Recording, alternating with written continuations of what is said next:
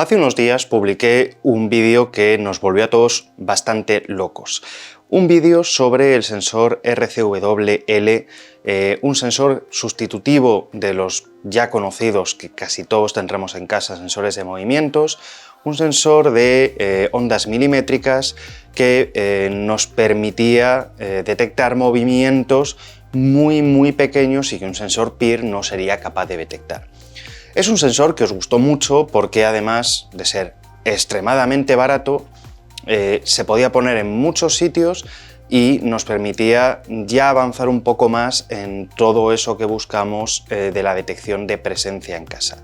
Y sobre todo corregir esos problemas que tienen los sensores de movimiento, que es que cuando estamos quietos, pues dejan de detectarnos. Aún así, lo que vimos con ese sensor es que aunque es capaz de detectar movimientos extremadamente pequeños, si nos quedamos quietos del todo, no es capaz de detectarnos. Por lo tanto, seguía teniendo esa pega, aunque claro, con el precio que tiene tampoco podíamos quejarnos mucho.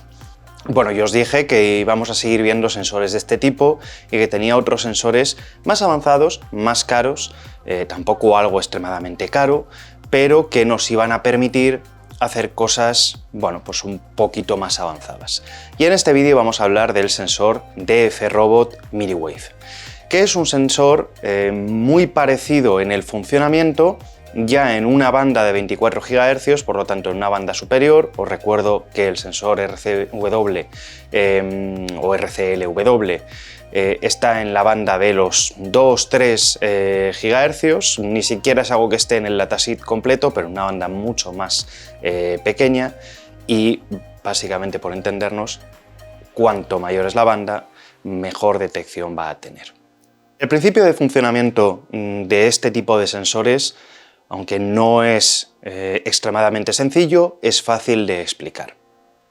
Este sensor de DF Robot va a ser capaz de detectar personas y también animales, porque es una de las preguntas que me habéis hecho sobre el anterior vídeo, que estén en movimiento o que estén quietas. El principio de funcionamiento es el de la emisión, por una parte, de ondas con una frecuencia modulada de forma continua y con ondas continuas. Esto lo hace con una de las antenas y con la otra va a recibir la información. ¿Qué información va a recibir? Estas ondas de radio se van a reflejar en los objetivos que estén en movimiento o en micromovimiento y van a volver otra vez al dispositivo, a la segunda antena. Todo esto se va a transformar en señales eléctricas que van a llegar al chip de procesamiento que tiene el dispositivo y con los algoritmos que tiene programados va a ser capaz de detectar si hay una presencia o no.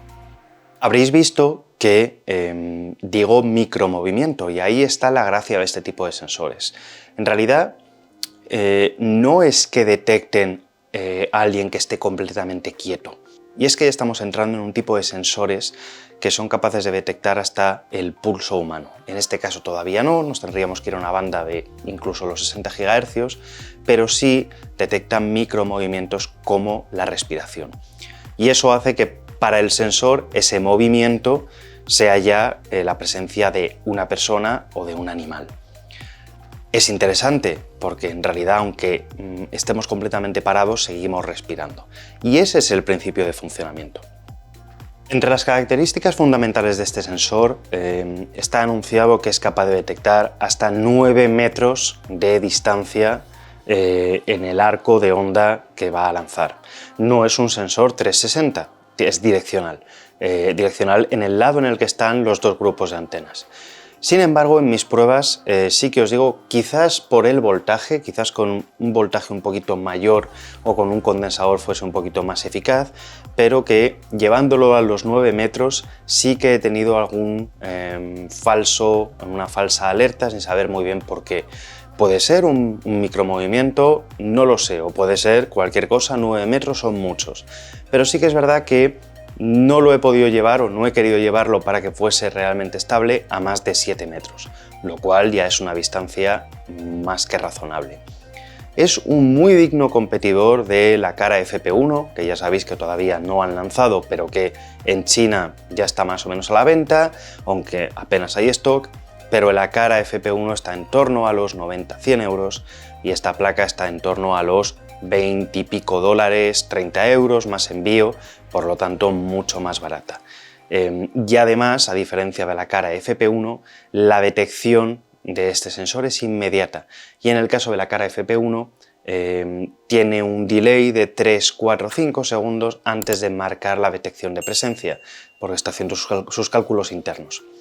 Por lo tanto, tiene sus ventajas, porque nos va a evitar tener que utilizar un peer adicional al FP1 para poder detectar movimientos rápidamente.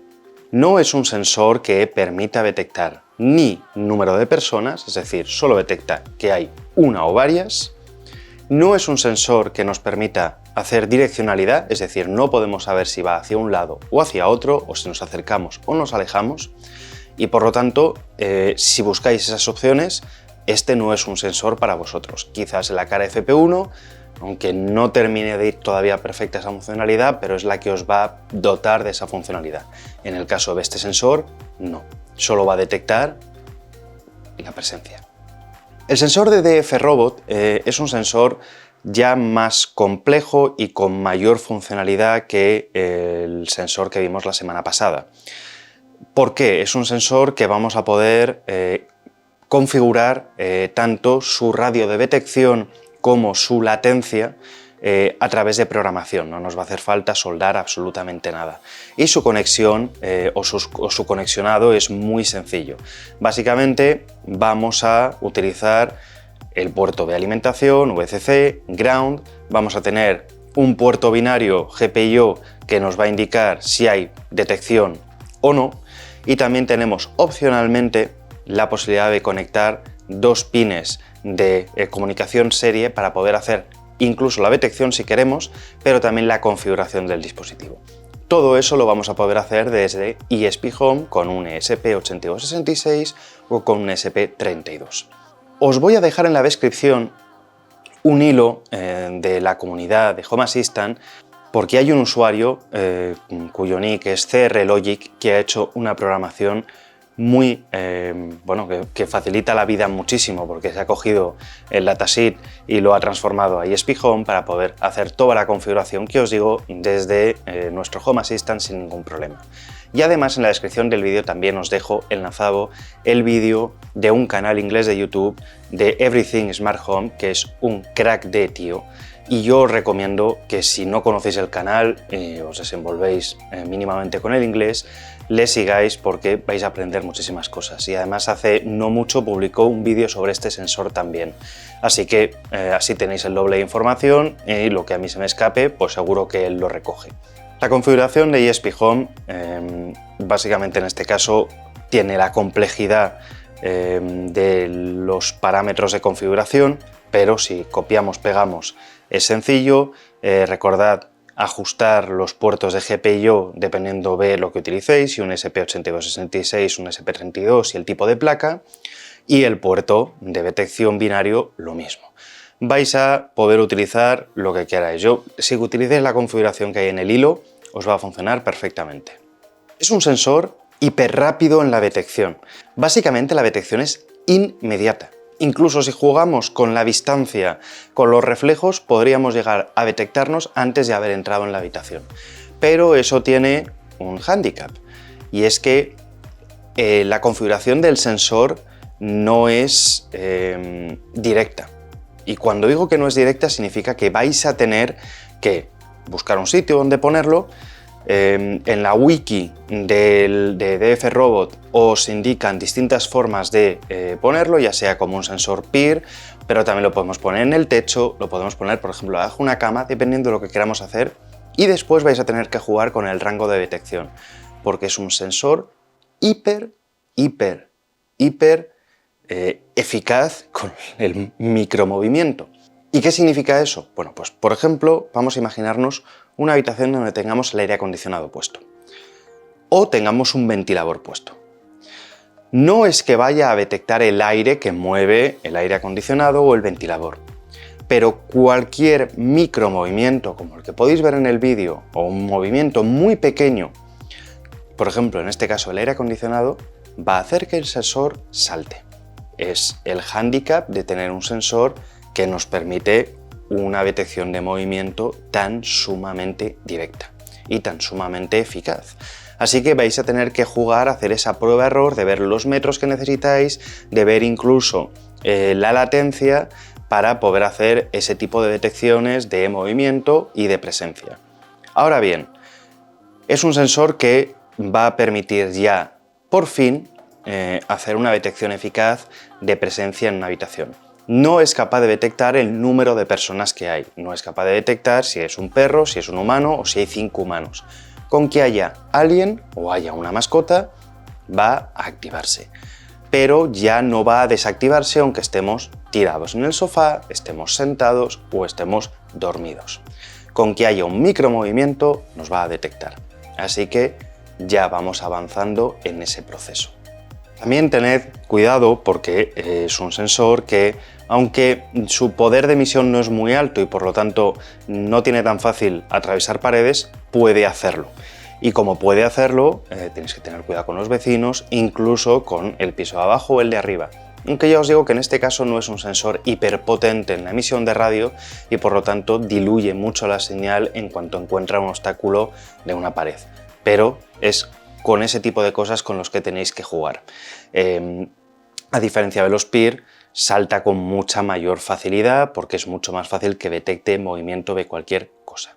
Adicionalmente a esto vais a poder utilizar el sensor como sustitutivo de cualquier tipo de sensor de movimiento para automatización de luces, porque es tan inmediato en su detección que fácilmente va a poder encender las luces de una estancia solo en el momento en el que estéis entrando en ella o incluso antes. Y como podéis configurar la latencia del apagado, podéis hacer que en cuanto deje de recibir señal o de detectar a gente o de detectar movimiento, se apague. Cuando digo detectar movimiento me refiero a detectar micromovimiento también, es decir, cuando ya no haya nadie en la estancia, marque el apagado o podemos configurar una latencia para que deje unos segundos antes de marcar ese apagado. Lo ideal de esto, igual que pasaba con el otro sensor, es que si tenéis una impresora 3D, yo me voy a hacer una cajita, si no os busquéis una cajita y sobre todo para poder poner el sensor en la posición adecuada dependiendo de lo que queráis configurar, porque sí que en este caso sí que la colocación es más importante que en el sensor que vimos la semana pasada. Como siempre os voy a dejar en la descripción enlaces tanto a la web del fabricante como a algunos de los resellers en distintas partes de Europa o del mundo que venden esta placa. Es un poquito más difícil de conseguir, no es tan directa como la que vimos la semana pasada, pero yo la verdad es que si os gusta este tipo de cacharreo os la recomiendo porque funciona muy bien y podemos ir un poco más allá en toda esta parte de detección de movimiento. Si os ha gustado el vídeo, no olvidéis darle un like para que le llegue a más gente y si sois nuevos en el canal, suscribiros, darle a la campanita y así nos veremos en el próximo vídeo. Cuidaros, sed buenos, chao.